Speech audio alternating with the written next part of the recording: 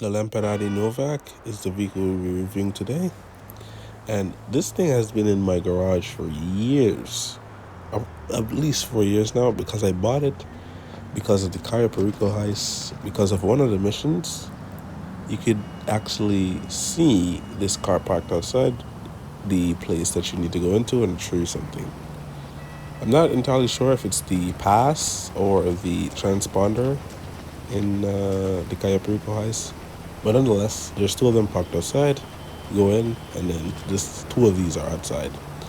And I've always liked how this looked. It's a nice car. And it's pretty much based on the Maserati Levante. Not too bad looking in real life, so yeah.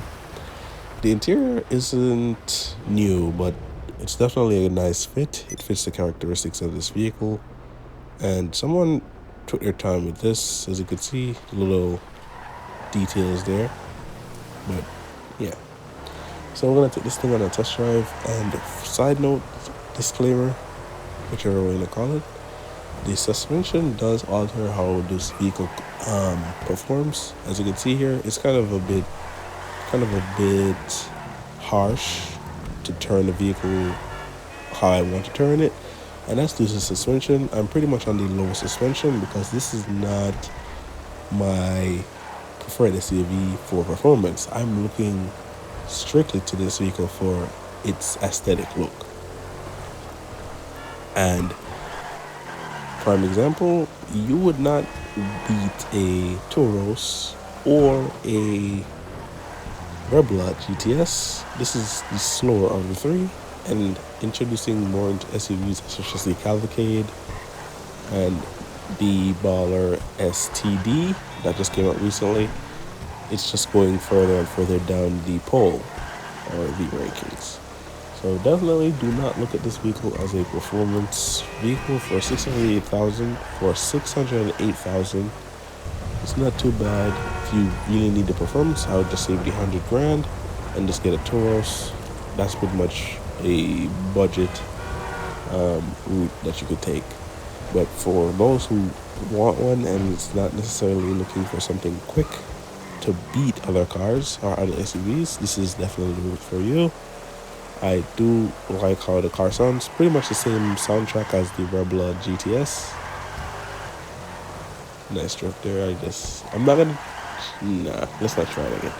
But yeah, so in terms of handling, it's definitely better than the Rebla, but not better than the Taurus. The Taurus just has a more agile feel to it. And of course, I did say in the beginning, the suspension does influence that. So yes, I wouldn't put it on the lowest suspension if I were going to track or race this vehicle. But I sincerely have never even attempted to race this thing. I've driven against a lot of people who have Rebla and the Taurus all in the same lobby. It just seems like they always pull away from me, especially in a straight line. So let's take a look at this vehicle, what customization it has, and I'll show you why. Now moving into the customization, this vehicle is fully modified mechanically, so max engine, max transmission, turbo.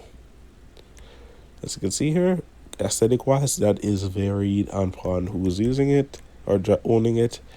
So as you can see, not a short list of options here. For its age, it's definitely on the longer side. So exhaust, I've seen a couple of options here, and I'm wondering why I didn't choose any of the $750 or the $1,800 option. For some reason, I chose the second to last option, but pretty good selection there. The hood, nice. Carbon race hood. The cowl hood, kind of not something you don't expect to see on this, but whatever. I guess that's the American influence on the Maserati side.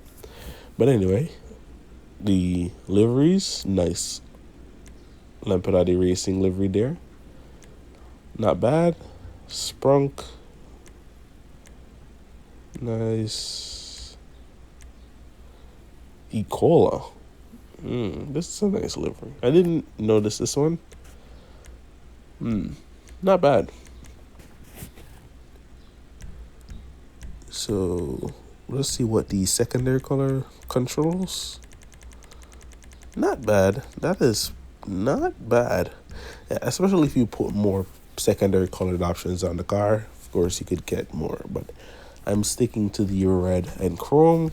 And of course, the car might look tacky in this form, but when I lower the vehicle down, it definitely looks nice. I'm gonna show that in the end, just so you guys don't have to imagine. So the wing, not really my style on the SUV of this size, this style. I much prefer a wing such as the last options on this, on the more coupe style SUV. But nonetheless, as promised, this is how the car mainly looks when I'm bringing it out for car shows and stuff like that. And I just really want to make sure it's in its best format, so it's well received. Yes. And I did get this by shooting the hubs with a sniper. Pretty good. And I'm liking how it is. Maybe I could change the wheels, but as of now, it's pretty much going to stay the same. And let's see, what else? Let's open the compartments and see what we have here. Now, nonetheless, we're not going to judge this vehicle too harshly because this car is quite old. And wow, I forgot about this. Nice engine intake panel. Nice. 2 intakes sticking off of it. Battery. Not too much blob on the interior. And the trunk is well detailed if I do remember.